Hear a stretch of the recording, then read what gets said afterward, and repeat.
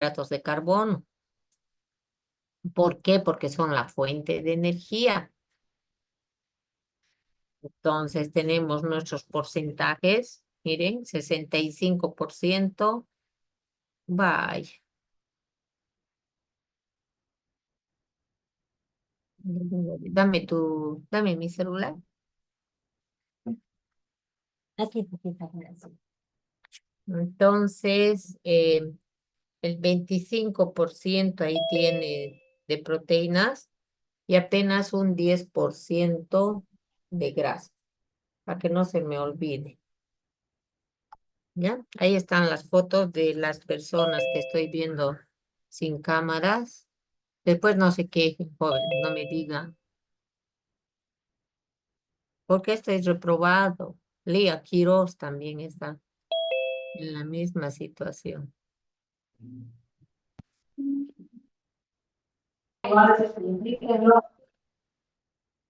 Bien,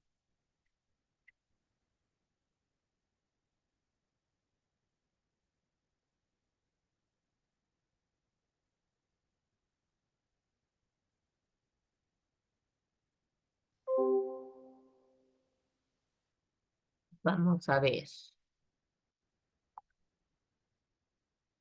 Es importante que recordemos estos porcentajes, pero lo más importante es que el tamaño de mi plato debe ser acorde a lo que yo gasto en cuanto se refiere a energía.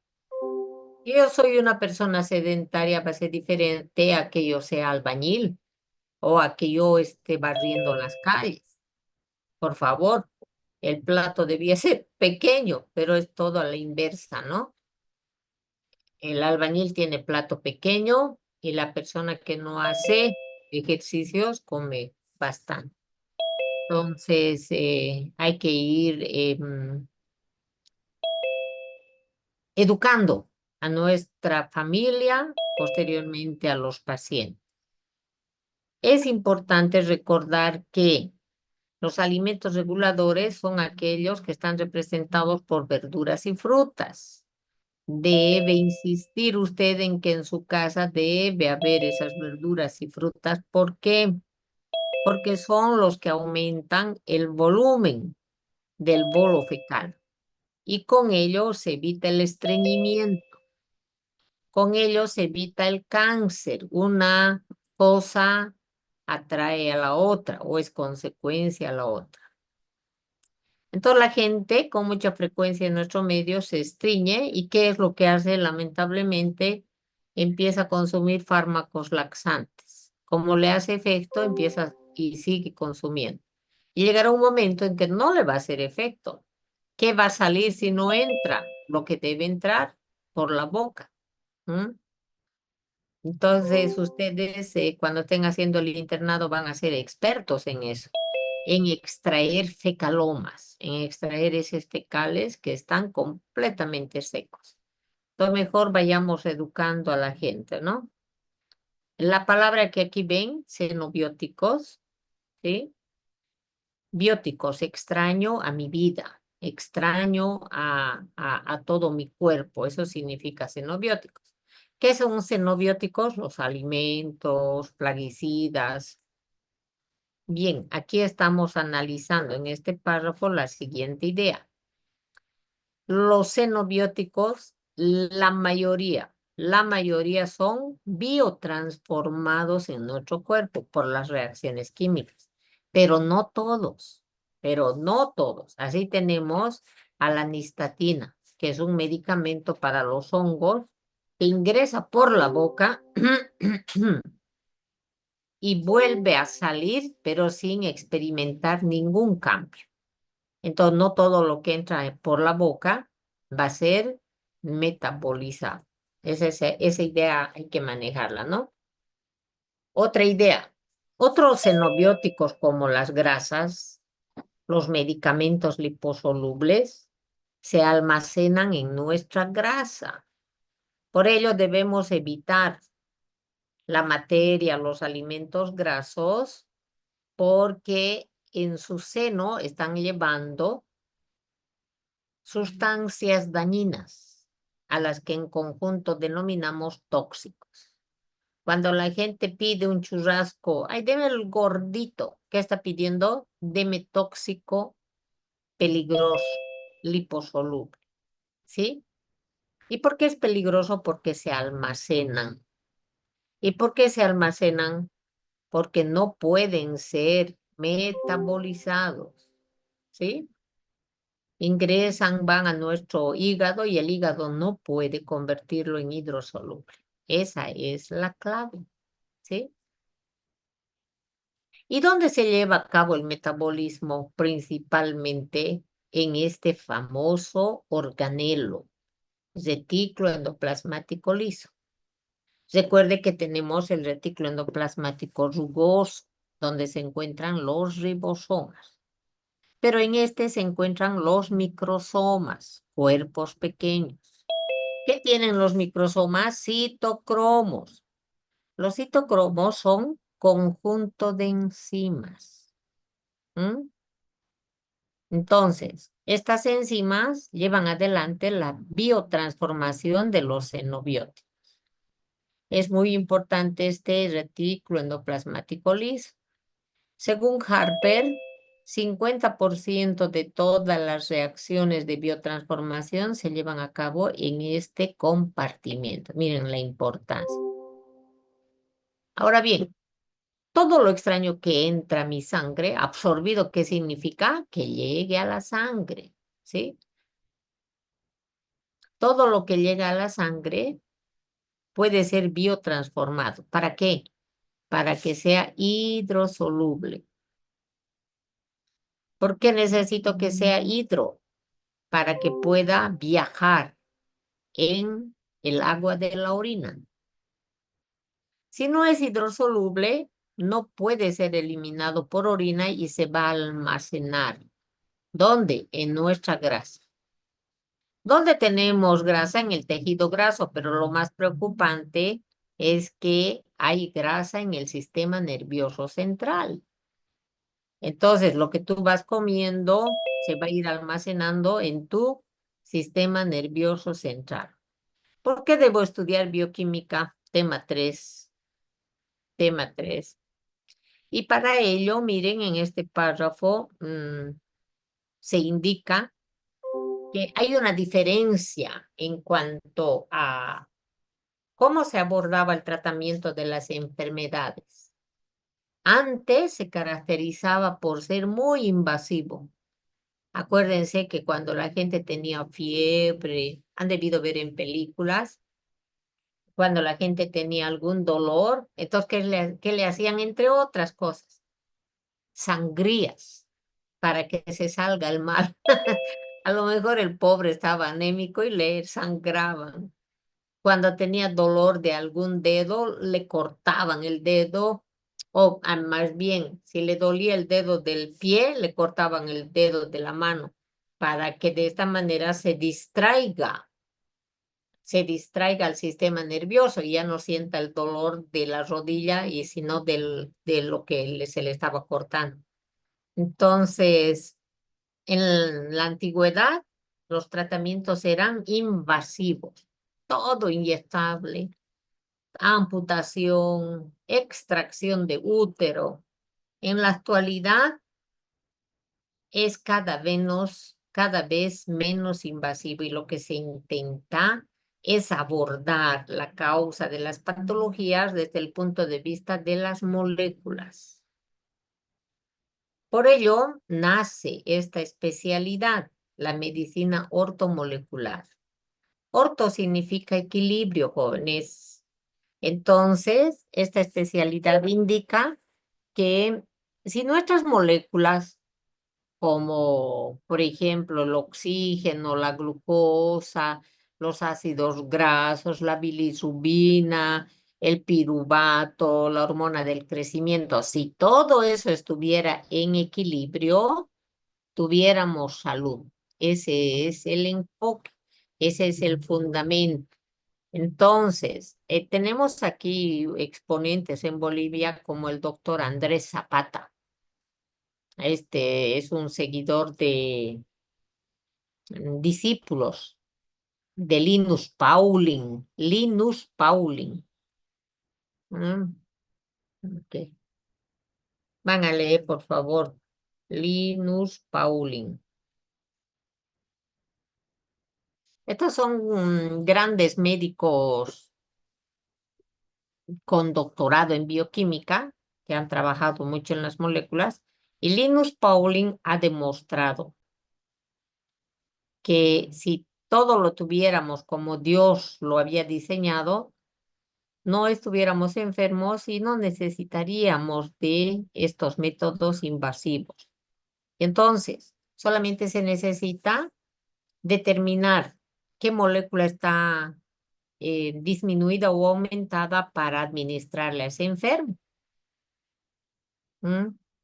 Es importante recordar esto, no sé si lo saben, que desde el 2003 ya tenemos, a través del proyecto del genoma humano, tenemos la información completa de los genes humanos, que se pensaba que eran 100.000, pero se ha podido constatar que son 23.000 genes. ¿Mm? Ojalá la idea, jóvenes, es de que con estas palabras claves usted pueda leer más, ¿no? Toda la noche. Tiene que amanecerse para que usted tenga una idea completa. ¿Qué es esto del proyecto del genoma humano? Miren, recién el 2000 se ha podido establecer cuál es el orden de cuántos son los genes humanos, porque hasta antes de esto se pensaba que eran 100.000 porque hay 100.000 proteínas. Hasta ese entonces se manejaba el axioma, un gen, una proteína. Hoy se ha establecido, y el año pasado ustedes lo han leído en embriología, en su primer tema, de que un gen puede dar origen a dos o a tres proteínas diferentes. Si no se acuerdan, vuelvan a su texto de embriología, ¿sí? Justamente en el capítulo de nucleosoma les está hablando, cuando este nucleosoma está en forma de redondo, Margarita, o está en forma relajada o activa, en forma de una mecha, de una hebra. Y ahí van a ver cómo los intrones, los exones, que son las diferentes partes de este nucleosoma, dan origen a la proteína 1 y la misma parte da origen a la proteína 2 y a la proteína 3. Revisen eso, por favor, ¿no? Bien, ahora, ¿y por qué el interés de determinar cuáles son los genes y cuál es el orden? Porque cuando se altera el orden, la síntesis de proteínas no es la fisiológica, no es la normal. Y entonces surgen las enfermedades. Con este proyecto del genoma humano ya se sabe cuál es la plantilla normal. Y cuando a Roca Diana se le va a extraer la sangre para determinar cuán normal es su genoma humano, entonces se compara con esta plantilla cuando se hace el examen genético. Y no de Diana, sino de otra persona. Y se puede encontrar ahí que tiene alteraciones en determinado sector de los cromosomas y entonces se puede determinar, se puede saber que ella, por ejemplo, u otra persona tiene tendencia a tener Alzheimer. Miren, ha llegado a tal grado que se puede saber de esta manera si esa persona tiene tendencia a mentir, a engañar, a ser alcohólico, a ser drogadicto. No sé si me están entendiendo. Y este es el gran problema ético de este conocimiento. Porque en la actualidad, en el exterior, cuando las personas van a buscar trabajo, se les pide el examen de su genoma y se busca. No, no, no, esta persona es, miren lo que estoy diciendo, tiene tendencia a la infidelidad, no le contrata. Tiene tendencia a mentir, no le contrata. Y así sucesivamente. Hoy en día la ética humana está reclamando contra este descubrimiento porque indica, no tengo la culpa de tener esos genes porque yo no he elegido a mi papá y a mi mamá. Y es cierto. Y entonces de pronto todas las personas que tienen determinación genética a tener Alzheimer no van a ser contratados para un trabajo, siendo los mejores médicos, siendo los abogados con mayor PPA. Este es un gran dilema que en la actualidad se está debatiendo. Bien, ¿para qué se buscó para qué se examinó, se determinó el genoma humano? Para saber qué era lo normal. Y cuando una persona apareciera con algo anormal, entonces debía de encaminarse a procedimientos médicos para prevenir. Por ejemplo, si salía que tenía tendencia a Alzheimer, entonces a esa persona que tenía 30 años, ¿qué se le hacía? Se le mandaba nuevamente a la escuela por la tarde para que en la tarde vuelva a hacer redonditos, vuelva a amarrar cordones de zapato. Esa era la finalidad, pero no era para dejarle sin trabajo, no era para que la novia, al saber el resultado de su genoma, cancelara el matrimonio. ¿Mm? Ese es el problema. Otro punto de vista es que con este proyecto del genoma humano se puede determinar con antelación las patologías genéticas por los fallos en los genes. ¿Qué son fallos? Que está alterado el orden.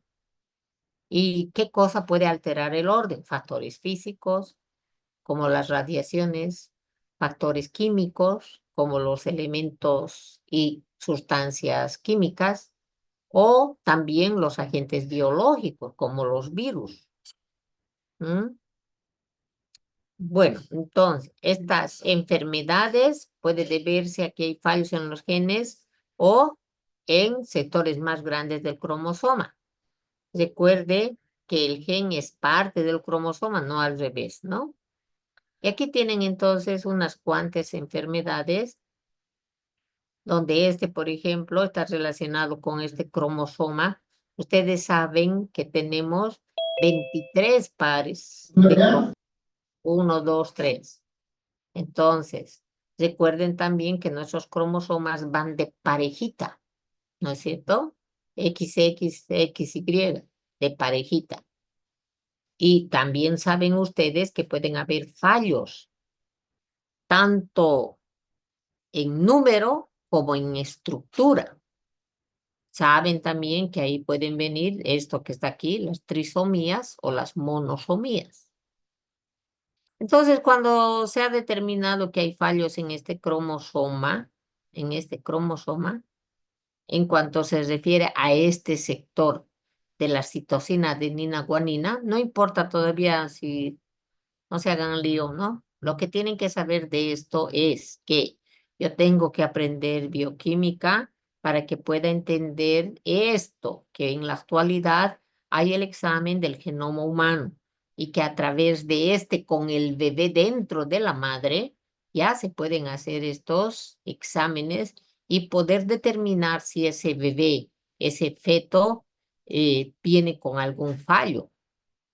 Entonces se verá si el cromosoma 4 o el 21 va a tener eh, características morfológicas diferentes a lo que debía de ser. Entonces miren este de Huntington, ¿qué es lo que va a tener? Problemas psiquiátricos por disminución de este neurotransmisor. Este sí tiene que aprendérselo ya, ¿no? Ácido gamma amino butírico. ¿Qué es ese neurotransmisor? Del tipo depresor. Eso sí de memoria. Para síndrome de Down en el cromosoma 21. Estos son los famosos niños mogolitos, ¿no? Que tienen problemas cráneoencefálicos, problemas cardíacos y que viven muy poco, ¿no? Bien. Fibrosis quística es algo muy interesante, jóvenes. Su nombre más o menos ya me lo dice. Esa estructura que debía ser elástica está fibrosada. Se vuelve una cicatriz. en estructuras por donde sale el sudor, o sea, en las glándulas, por ejemplo. Y entonces este sudor no puede salir y se va deshidratando, el moco se va deshidratando. Vamos a ir viendo más adelante, por favor. Estas son patologías genéticas. Unos cuantos ejemplos.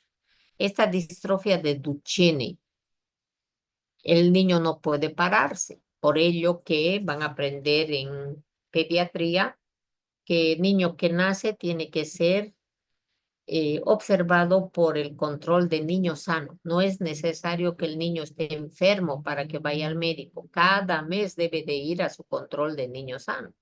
Y ahí se le hace el seguimiento. Si puede ya, por ejemplo, sostener la cabecita, si puede sentarse, si ya se pone en pie, si tiene fuerza en sus piecitos, sus reflejos. Entonces, si no lo tiene, entonces aquí debilidad muscular podría ser esto. Recuerden, jóvenes, otra vez embriología, 50% de los embarazos, 50 de los 100 embarazos que se dan, se convierten en aborto espontáneo. Eso han aprendido el año pasado. De ese otro 50% que va adelante en el embarazo, 35% tiene algún fallo. O sea, somos fallados.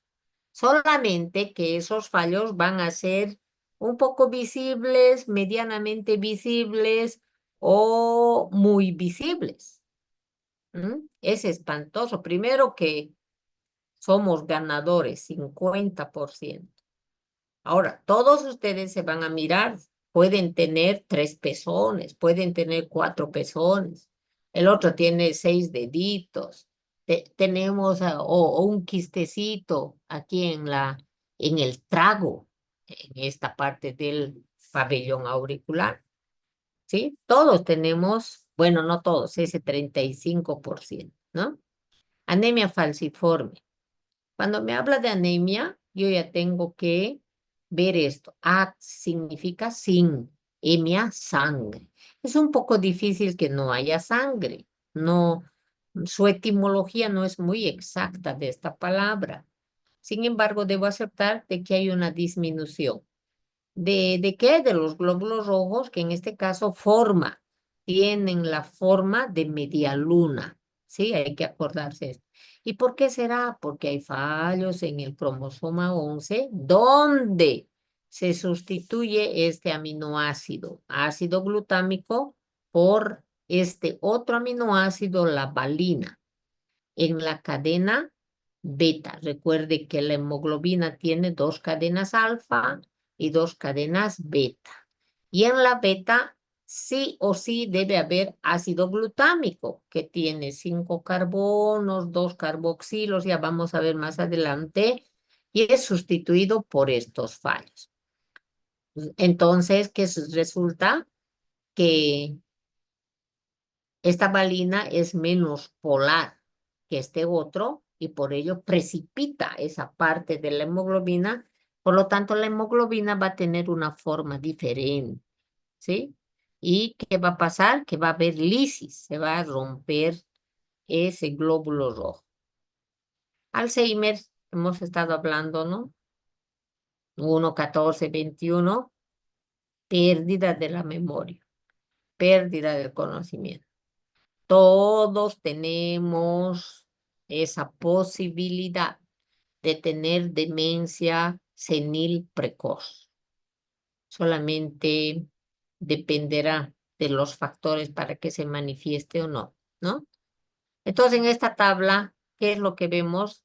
Que hay en la actualidad, ya hay evidencias de qué cromosoma está relacionado con una patología. Y ese cromosoma es diferente por esta mutación. El hombre es el que muta menos. La máxima creación de Dios es el que muta menos. El virus es el que más muta, porque es el menos sofisticado, ¿no? Y porque a pesar de esa mutación mínima, tenemos los problemas que estamos viendo allá arriba, ¿no? Y que puede llevar a estas famosas trisomías, monosomías, que van a traducirse en que una proteína va a ser sintetizada de diferente manera. Bien, los síntomas que podríamos ir recordando para poder sospechar, ¿no? Si yo veo un hipertelorismo en la cara de un bebé que recién nace, entonces me acuerdo, ¡ah! Eso es Down. Entonces tendré que recordar que es en el cromosoma 21.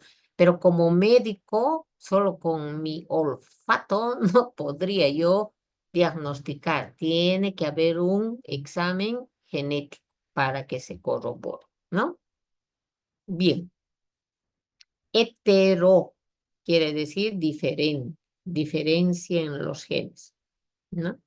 Entonces, aquí se está indicando que las enfermedades pueden tener un origen, etiología, un origen en los genes, pero de manera compleja. Por ejemplo, aquí en Alzheimer que vimos que son varios los cromosomas. No es como en estos casos solamente uno. Y aquí dice entre otros. A eso se refiere esto. Heterogeneidad. ¿Qué es fenotipo? Lo que se ve, no se pueden olvidar. Yo, por ejemplo, soy chiquitita, ese es mi fenotipo, lo que he heredado. Yo soy morenita, ese es mi fenotipo. Tengo mis ojos verdes, ese es mi fenotipo. El genotipo es lo que he heredado, pero no se ve, son los genes. Solamente con examen genético se puede ver, ¿no? Entonces, a eso hace referencia. Varios hermanos pueden tener una enfermedad genética idéntica, pero el mayor lo va a manifestar de diferente manera que el mediano y aquel. Por ello que en medicina 1 más 1 no es 2, ¿sí? Diagnóstico. Se debe realizar con laboratorio, no solamente clínica. Por cuestiones legales, las enfermedades se diagnostican, sí, desde el punto de vista clínico, lo que hace el médico en el consultorio, por ley. Por ley tiene que pedir laboratorio, ecografía, tomografía, para que pueda corroborar su diagnóstico. De lo contrario, la ley no le acepta, ¿no? Bien. Con estos temas de adelantos en la genética, los grandes científicos han ideado, han patentado estos animales, bacterias transgénicos. ¿Qué significa eso? Que se le han manipulado los genes de un vegetal. Por eso tenemos sandías cuadradas, tenemos zanahorias de 1 metro, porque se les cambia por ingeniería genética determinado gen. También tenemos estos animales knockouts. Les voy a pedir, por favor, que ustedes en su Google vayan buscando esto, ¿no? Entonces, de esta manera tenemos animalitos que se les extrae, se les manipula un gen y de pronto voy a tener animalitos viejecitos sin pelos. De esa manera se relaciona. Al quitar este gen, se cae su pelo. Al quitarle este otro gen, tiene parálisis del lado derecho, ¿no? Y esto aquí, son determinadas regiones, ¿sí? Determinadas regiones que directamente son afectadas por las manipulaciones de laboratorio para hacerlos mutar. Y de esta manera lo que se quiere es demostrar, cuando se afecta este lugar 1, se le cae el ojo derecho. Cuando se manipula el gen 2, su boca queda abierta para siempre, ¿no? Para ello es que se utilizan estos animales knockout. Con todo ello, en la actualidad tenemos, jóvenes, la proteómica y la metabolómica. Parece extraño, pero ¿qué significa esto?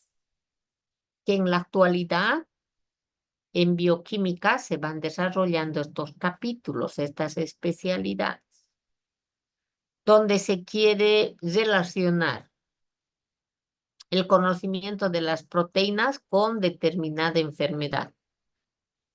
Y en este otro caso, ¿qué parte de un ciclo bioquímico también debe ser afectado para restablecer la salud del individuo? Son adelantos que en la actualidad se quieren poner en uso en la parte del diagnóstico de las enfermedades. Ahora, en este otro párrafo que se tiene, que para entender la causa de una enfermedad, para saber por qué está enferma una persona, se tiene que saber qué moléculas están involucradas. Entonces, Harvard en 2001 ya dijo eso de que demostró que cuando se rompe el equilibrio de las moléculas, aparece la enfermedad, los signos, los síntomas. Entonces, yo debo estudiar. Este libro es maravilloso. Tenemos en la biblioteca todo el rato que puedan, debían de leer. ¿Por qué debo estudiar? Para explicar los procesos relacionados con la salud y la enfermedad. Luego, aplicar lo que aprenda en bioquímica, en fisiología y todo lo demás. Medicina legal, nutrición, endocrinología. Confirmar el diagnóstico clínico. No siempre, no siempre. Hay síndromes como el síndrome febril, que no sale nada anormal, pero el niño tiene fiebre y fiebre. Entonces es fiebre de origen desconocido. Por ello aquí dice, no siempre es posible. Con bioquímica voy a tratar la causa, no el síntoma. Muchas veces lo que se hace, lo que hacen los que no estudiaron en la UAGRM, es administrar diclofenaco. Me duele esto, diclofenaco, pero no sabe por qué le duele. Y había que buscar la causa. Y lo interesante, y me gustaría, jóvenes, que casi siempre lo consigo, es que ustedes incursionen en el trabajo de investigación. ¿Sí? Hay mucho por investigar. Yo creo que más adelante vamos a seguir trabajando, ¿no? Bien. Con todo ello, entonces, podríamos estar fundamentalmente preparados para el tratamiento, el diagnóstico, la prevención de diferentes enfermedades. Ustedes con seguridad, más de uno va a trabajar en programas de investigación de nuevos antibióticos, ¿no?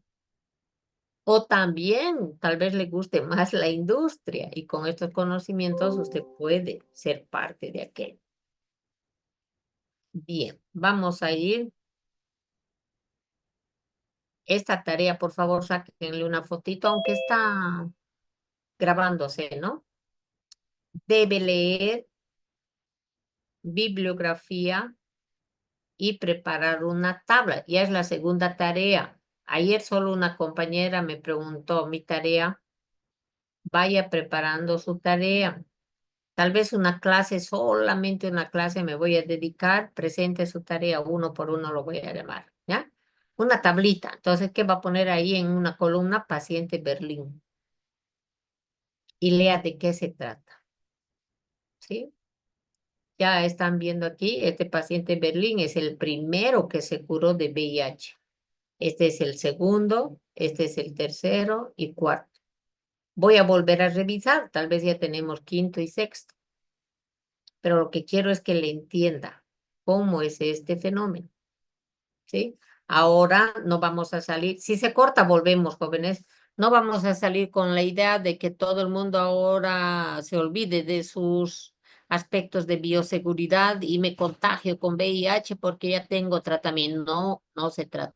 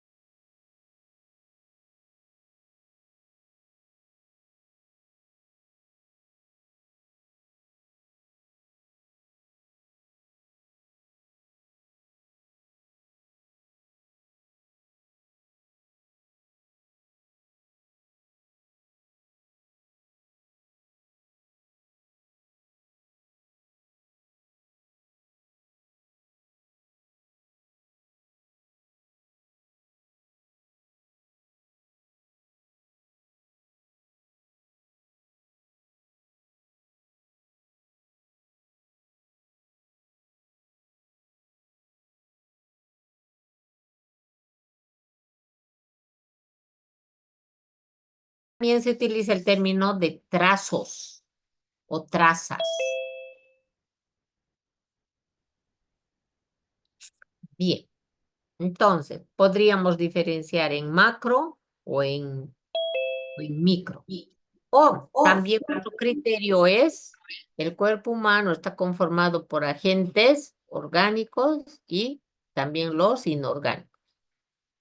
¿Sí? Bueno, voy a perder tiempo, ustedes anótenlo.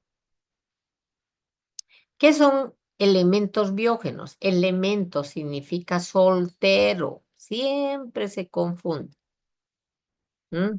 Elementos biógenos, pala. No. Los elementos son los que están en la tabla periódica. Ahora, solamente algunos de la tabla periódica, fíjense en la palabra, originan la vida. Génesis, originan la vida. Entonces, tengo que ver aquí que son 26. 26 los de la tabla periódica, solo 26, de los cuales 4 chon, 96%.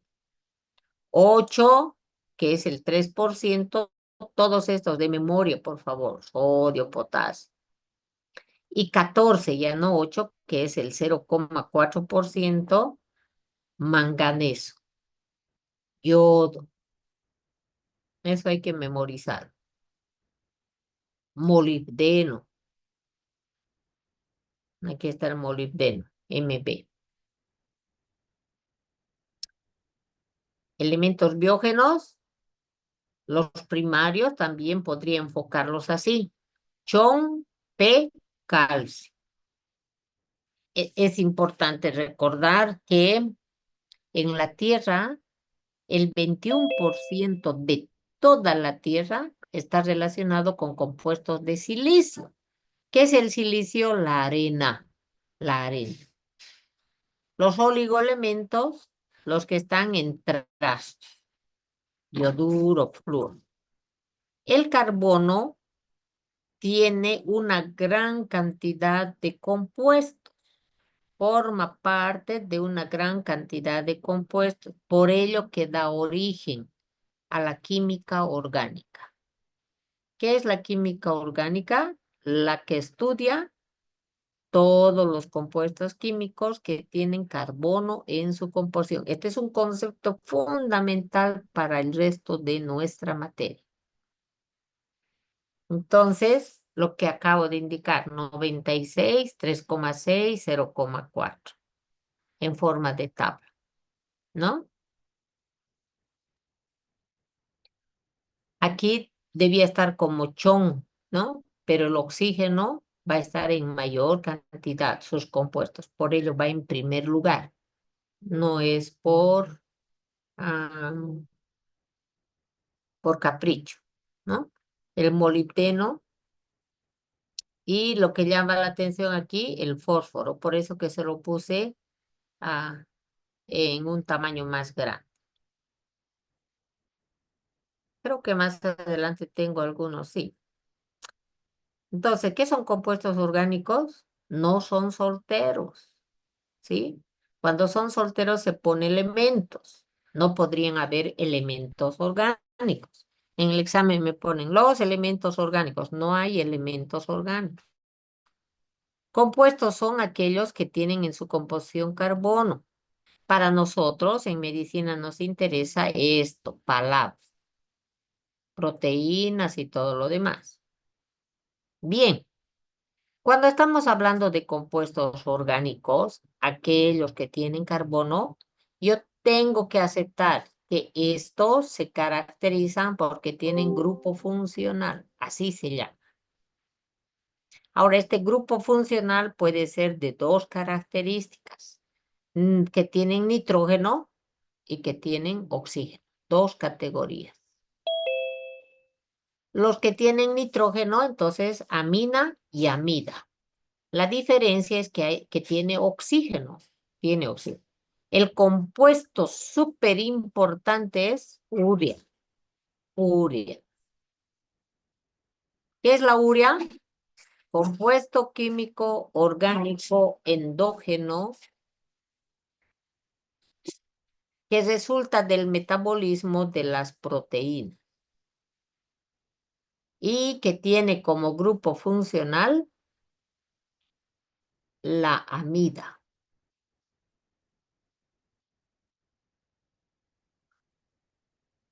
La amina, como están viendo, no tiene oxígeno. Y yo tengo que recordar como médico que el pescado huele porque tiene esos compuestos. ¿Y qué me interesa a mí el olor a pescado? Yo no soy médico de pescados ni soy veterinaria. Ajá. Es que sucede que algunas ITS, infecciones, enfermedades de transmisión sexual, van a ser provocadas por gérmenes que sintetizan, que metabolizan compuestos aminados. Entonces, solamente al examinar a mi paciente o mi paciente me dice, tengo olor a pescado, oh, ya, Gardnerella vaginal, ya sé, por este dato que estoy aprendiendo en bioquímica, ¿no? Por ello les puse ITS. Nitrocompuestos tienen nitrito. Sí, estos se encuentran en explosivos, y aquí me había olvidado esto, en la síntesis de colorantes, pero para mí lo más importante es que se van a encontrar en los vasodilatadores coronarios. Dila, me falta arriba, ¿no? Vasodilata. Es para la angina de pecho, la angina de Prinzmetal, todo esto va a aprender en cardiología, pero fíjense la importancia de bioquímica de acá. Tienen que. Y estas sustancias se caracterizan porque son liposolubles. Por lo tanto, pueden ser absorbidos por vía sublingual, de tal manera que en un minuto el medicamento se encuentre circulando en la sangre. Esa es la particularidad de que sea sublingual y que pueda ser administrado por debajo de la lengua. ¿Ya? Nitrilo no tiene oxígeno y ahí tengo el acetonitrilo. Este es un reactivo químico que a mí me debe interesar como médico. Cuando mi paciente llegue, yo le digo, ¿dónde trabaja? Y entonces me podría decir que trabaja con este tipo de compuestos, ¿no? En una fábrica de plaguicidas, en una fábrica de productos de caucho. Entonces yo tendría que asociar su patología con este tipo de compuestos. Alcoholes. ¿M? Son polares porque tienen oxígeno. Todo lo que tiene oxígeno es más polar que lo que no tiene. Si son polares, pueden formar puentes de hidrógeno. Esto es importante recordar. Y en medicina a mí me sirve porque todos los alcoholes son depresores del sistema nervioso central. Esto quiere decir que la velocidad de funcionamiento va a disminuir y la persona puede pasar por diferentes grados de depresión.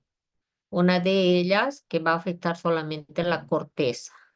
Más adelante la subcorteza. Más adelante la médula espinal y por último terminar con una depresión del centro nervioso de la respiración ubicado a nivel del bulbo raquídeo, debajo del mesencéfalo, debajo del puente, mejor, o protuberancia, y debajo del mesencéfalo. Sus conocimientos de anatomía son fundamentales, ¿no ven? Fenol es muy parecido, pero tiene una estructura aromática, radical alquilo, radical arilo. Y entonces esto me sirve a mí porque todos los compuestos que tienen benceno afectan la bioquímica de la médula ósea. Y como usted sabe, en la médula ósea es que se va a llevar a cabo la síntesis de las células formes de la sangre. Es decir, que mi paciente que trabaja con fenoles va a tener anemia. Yo me voy a volver loca porque tiene anemia, debe tener parásitos, debe tener hemorragia, debe tener fístula. No, señores, es este producto. Éter, utilizados como solvente. Entonces, estos son también depresores del sistema nervioso central. Se los utilizaba para las intervenciones quirúrgicas. Aldehído se encuentra en las frutas, ¿sí? Pero a mí me interesa porque mi diabético parece una fruta. Eso no debo olvidar. Ahora, ustedes tienen abuelos diabéticos descompensados de mucho tiempo, huélanles. Ese es el olor al de. Y tienen que saber reconocer para cuando un paciente llegue, inmediatamente te lo relaciona. Ayer, mientras estaban en su curso, yo estuve peleando con una diabética descompensada. Menos mal que tengo sofá aquí en el consultorio. Entonces me dijo, quiero echarme, me dijo. Signo inequívoco de que tenía una glucemia. Y entonces procedimos a medirle y entonces salió más de 500. Cetona. El olor a la acetona tiene que recordarles a este grupo funcional. Acetona para limpiarse las uñas. A mí me tiene que llamar mucho la atención porque los cuerpos cetónicos de mi cuerpo pertenecen a este grupo. ¿Cuáles son los cuerpos cetónicos? Ahí está uno, acetona, acetoacetato y beta hidroxibutirato. De memoria. Estos son compuestos químicos orgánicos endógenos que resultan del metabolismo de los lípidos y que pertenecen al grupo funcional o que presentan el grupo funcional cetona y que vienen a ser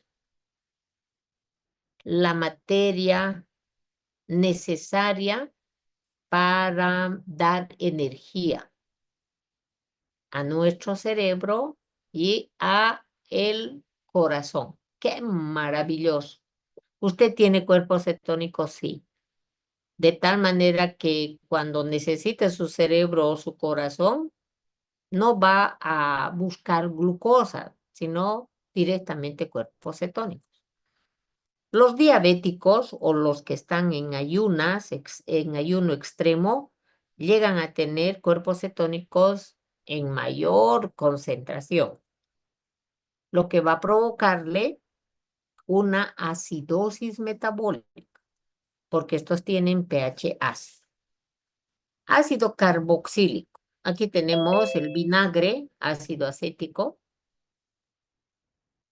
y entonces a mí me puede servir, por ejemplo, para lo que es la determinación de los exámenes de colposcopía. Esto va a avanzar en ginecología. Y cuando llegue a utilizar estas pruebas, espero que se acuerde de este tema, ¿no? Tiene que saber que ciertos gérmenes que van a estar en el cuello uterino, al estar utilizando el reactivo de Lugol, van a tener una reacción determinada. ¿Por qué? Porque esos gérmenes reaccionan con estos grupos funcionales. ¿Y qué es un éster? Es un triglicérido. Éster es la unión de un ácido con un alcohol. Es eso lo que es un triglicérido, ¿no? Triglicérido, que ustedes ya deben dominar debe estar en una concentración menor a 150 miligramos por decilitro. Recuerden que este miércoles no van a entrar al laboratorio si no dominan. Me van a hacer recuerdo, les voy a mandar los valores, ¿sí? Para que como no tienen libro todavía. Bien, entonces, ¿qué es grupo funcional? Ese grupo de átomos. Estos, miren, así. Yo sé que tal vez es un poquito difícil para ustedes, jóvenes, ¿no? Porque no son químicos, pero tal vez con que sepan estos nombres ya les va a ayudar. ¿M? Aquí lo que tendrían que saber como médicos es de que tiene oxígeno. Eso es lo que más llama la atención, ¿no? eh, estoy, estoy convencida de que para que sepas todas estas cosas necesitas 5 años más de otra licenciatura, ¿no? Esa es la ventaja que tengo yo, los 5 años de otra licenciatura y de otra licenciatura. Bien, nitrogenadas. Bien, oxigena. Ahora bien, vamos a ver. Con todo ello, entonces, ¿qué tengo? Biomoléculas. Bio de mi vida. Moléculas, conjunto de átomos. Entonces, las más importantes puedo ir analizando y acostumbrarme a su ah, significado, ¿no? Este está dentro del grupo de los desoxirribonucleótidos. Hay que practicar en el espejo. Cuidado que el día que yo les pregunte no estén pudiendo deletrear. Yo les sugiero que lo hagan por sílabas. Es más fácil. Ribonucleótidos. Esto varias veces, ya para que en una próxima lo hagan de corrido, ¿no? Si no practican, mire, aminoácidos le va a ser difícil pronunciar, ¿no? Entonces, DNA, ¿qué tiene? La información genética de la célula para la síntesis de proteínas, para el legado de la herencia. RNA participa en la expresión, claro, en el transporte. Recuerde que aquí tengo el RNA mensajero, tengo el soluble, tengo el ribosomal, tengo el de transferencia. Por ello dice expresión. La proteína está hecha de aminoácidos. Aminoácidos. Y tiene muchas funciones. Estructural. ¿Por qué estructural? Porque es el componente importante de toda membrana. Tiene que dominar. Toda membrana tiene 2 capas de fosfolípidos y al medio una capa de proteínas. Proteínas que pueden ser integrales o periféricas. ¿Dónde están las periféricas? ¿Afuera o adentro? Adentro. Tiene que saber, por favor. Eso ya lo ha visto el año pasado. Carbohidratos. ¿Qué tiene? Monosacáridos. Esta es la estructura fundamental. ¿Y qué es fuente? Los lípidos son reserva. ¿Sí?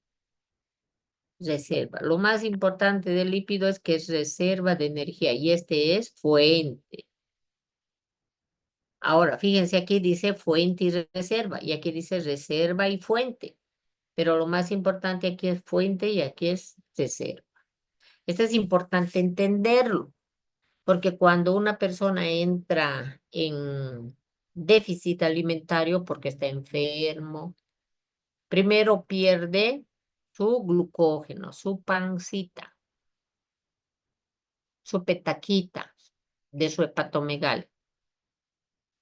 Cuando se acaba el azúcar, empieza a gastarse la grasa. Por eso es importante recordar. Cuando se acaban los azúcares, empieza la reserva.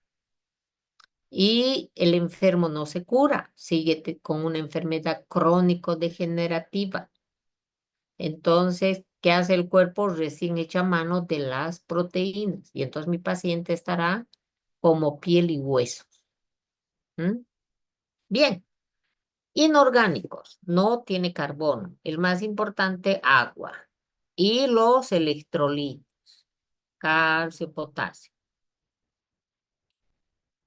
¿Sí?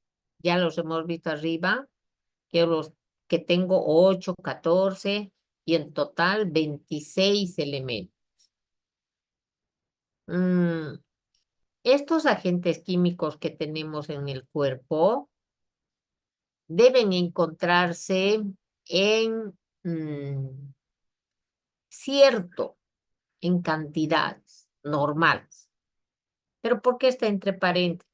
Porque yo no voy a poder saber cuánto de calcio hay en esta persona viva. Solamente puedo determinar cuánto de calcio hay en 100 ml de sangre, en 10 ml. Concentración es comparación, ¿sí? Tendría que trocearle al paciente, matarlo, exprimirlo para pesar cuánto de calcio tiene. Evidentemente no se puede, por eso se compara. En 5 ml de sangre se lo multiplica por 20 para tener el parámetro de los 20, de los 100 ml. Bien, calcio, su función como fosfato de calcio, pero miren en el músculo. Vamos a ir analizando y en fisiología también. El calcio es el director de orquesta bioquímica. Junto con la calmodulina van a tener un papel fundamental en lo que es la bioquímica intracelular. Debo recordar que es muy importante en el proceso de la coagulación. ¿Qué es coagulación? Proceso mediante el cual la sangre va a formar coágulos, precipitados, aglomeraciones de los componentes celulares de la sangre para obstruir un vaso sanguíneo que perdió su líquido de continuidad. ¿Sí? Coagulación, proceso mediante el cual se va a evitar la pérdida de sangre. Y entonces este proceso de coagulación está organizado en una vía extrínseca y en una vía intrínseca. Pero en las dos es fundamental el papel del calcio. Si hay calcio, hay coagulación. Si no hay calcio, no hay coagulación. Y la persona podría morir por la hemorragia. Por ello que cuando se extrae sangre de una persona, se trasvasa la sangre en un tubo de hemólisis. Si yo no quiero que coagule, se le administra EDTA cálcico. Voy a anotar aquí. Esta. EDTA cálcico. ¿Por qué se llama cálcico? Porque este EDTA, ácido etileno tetracético, ¿qué es lo que hace el EDTA? Va a atrapar el calcio, se va a casar con el calcio, secuestra el calcio. Y sin calcio no hay coagulación y la sangre sigue fluida para trabajar en laboratorio. Para la bioquímica nerviosa, fundamental el calcio. Y para las reacciones enzimáticas. Por ello que para mí, no lo he leído en ningún libro, para mí es el director de orquesta bioquímica. Carbono, sin carbono no hay pala. Cloro, ya les había indicado que es mejor siempre usar la palabra cloruro. Vamos a ver cómo este cloruro tiene papel fundamental en nuestro equilibrio de agua, de sodio y también de pH. Vamos a ver cómo la liberación de cloruro va a provocar que haya también liberación de protones y con ello que la acidez disminuya. fósforo, ácidos nucleicos, ATP. Por ello es necesario que mi paciente consuma elementos que tengan fósforo. No solo es para huesos y para dientes. La clase pasada ya le había dicho que es importante para activar. Una molécula entra dentro de la célula e inmediatamente tiene que activarse, como a través de la unión con fosfato. Magnesio, maravilloso, maravilloso magnesio. Casi todas las reacciones de la glucólisis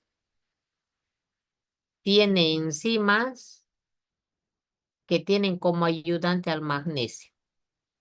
Esto es interesante recordarlo porque cuando una persona llega al consultorio, qué mal me siento.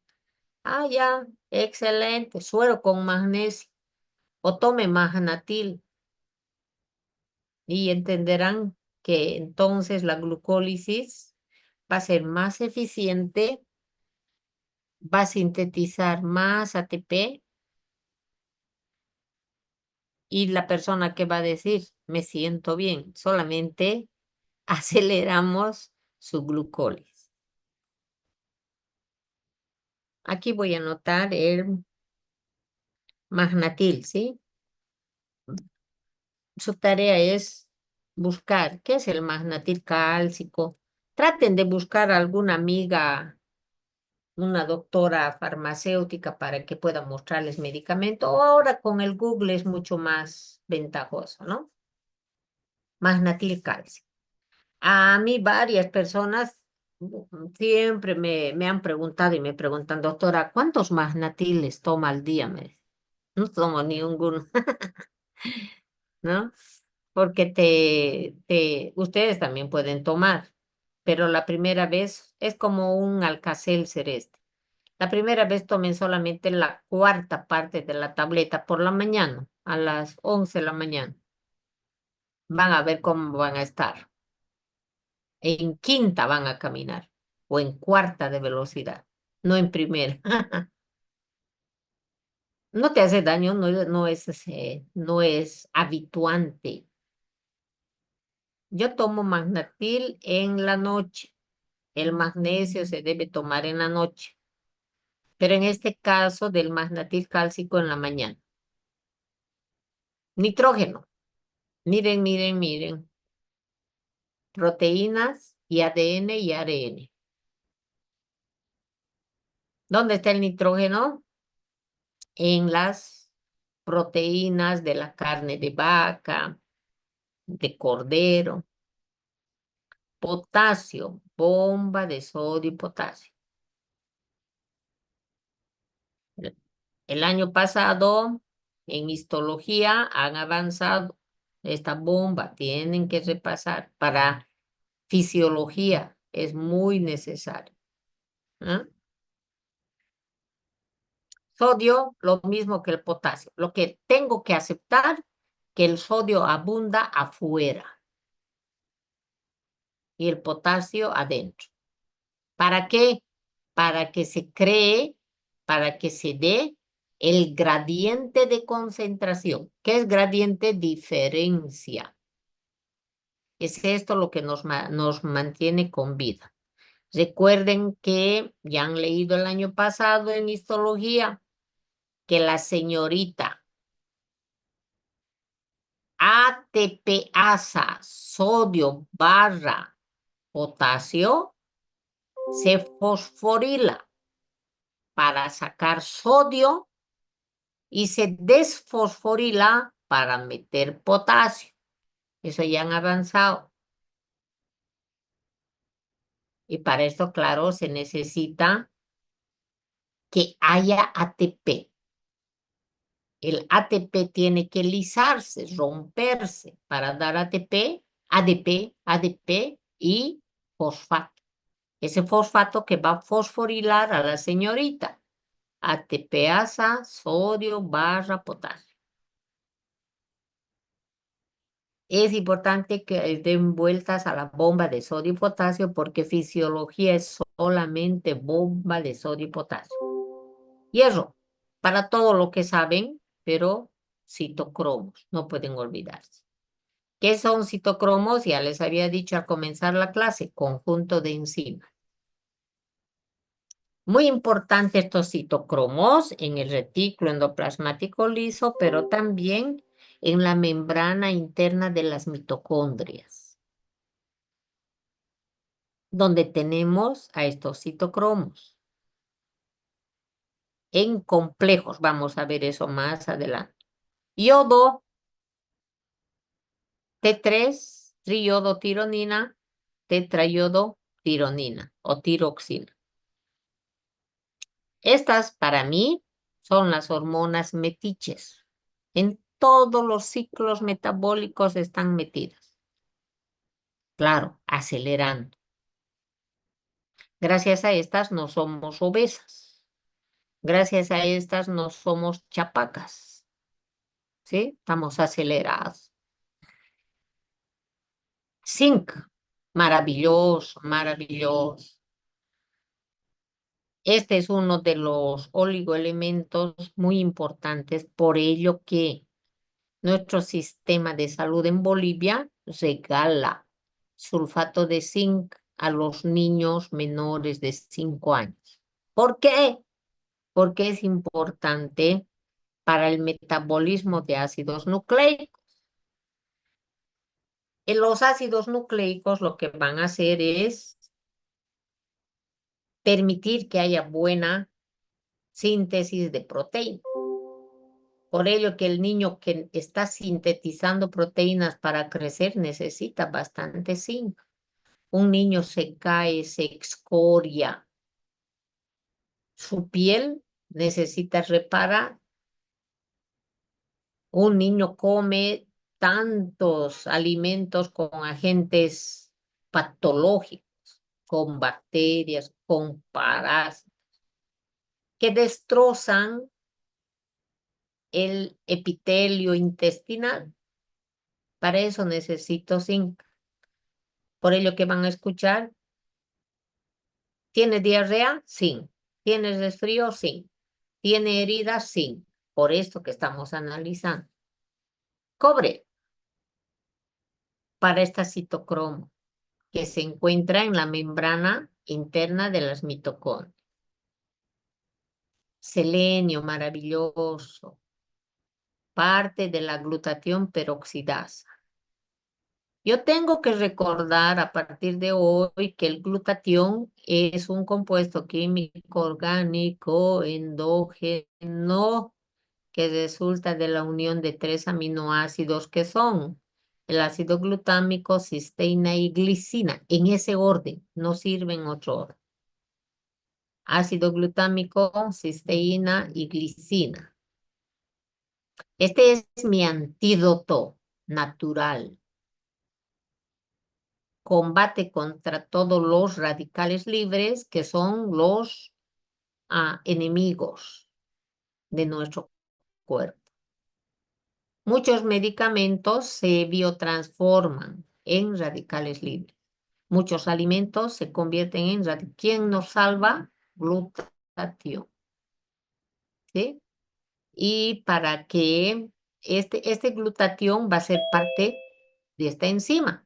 Y para que el conjunto trabaje necesita selenio. Selenio. Flúor, dientes. Manganeso para mis enzimas. Varias enzimas necesitan manganeso. Enzimas de la glucólisis. Y mucopolisacáridos, ya vamos a ver en ese capítulo que van a estar aquí, por ejemplo, los heparansulfatos, condroitinsulfatos, la misma heparina, ¿sí? Proteoglucanos, azufre para mis aminoácidos azufrados. ¿Cuáles son los aminoácidos azufrados? Cistina, cisteína y metionina. Cisteína, cistina, metionina. Muchos dicen solo son 2. cisteína y metionina, porque la cistina es el resultado de dos cisteínas, ¿sí? Dos cisteínas hacen cistina, por eso que muchos dicen solo cisteína y metionina. Mejor los tres, ¿ya? Este azufre de estos aminoácidos que están presentes en las proteínas son las responsables de originar el hidrógeno sulfurado. Aquí voy a anotar. H2 azufre. Ese es el hidrógeno sulfurado o ácido sulfídrico. Ese tiene olor a huevos podridos. Cuando una persona muere, tiene olor a huevo podrido porque está formando eso. Cuando una persona muere, doctor, mírele si está muerto, ¿qué voy a ver? Entre otras cosas, voy a mirar su abdomen. Y en el abdomen, cuando yo vea una mancha verde y luego negra, es porque este azufre se está oxidando.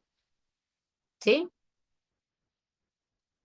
Bueno, y entonces aquí tengo esta literatura del zinc. Me encanta el zinc. Acabo de indicarles que este elemento químico es tan importante para la bioquímica que por ello nuestro sistema de salud regala, igual que el sulfato ferroso. Son dos elementos que no pueden faltar en el crecimiento normal de los niños. Este zinc, elemento químico soltero, que tiene su número atómico de 30, no es metal pesado, ¿sí? Tiene 30 protones, ¿no? Y la concentración normal, no cantidad, ¿sí? Tendría que ser por cada kilo, esa es la proporción calculada, 40 miligramos. ¿Para qué sirve? Para que trabajen bien 300 enzimas. Mire, toda la bioquímica va a funcionar bien. Sistema inmunitario, las defensas, en el olfato, el gusto. Habíamos visto arriba para la síntesis del DNA. Hay unas proteínas que se denominan dedo de zinc. Hay proteínas que atraen a este elemento químico. Por eso se les llama proteínas que llegan a tener esa forma, digitiforme. También es parte de esta señorita, insulina, polipéptido. Polipéptido que baja la glucemia, parte de la próstata, donde se va a sintetizar el líquido seminal. Y también de esta enzima, superóxido dismutasa, que es muy importante para eliminar el superóxido, que es un eros.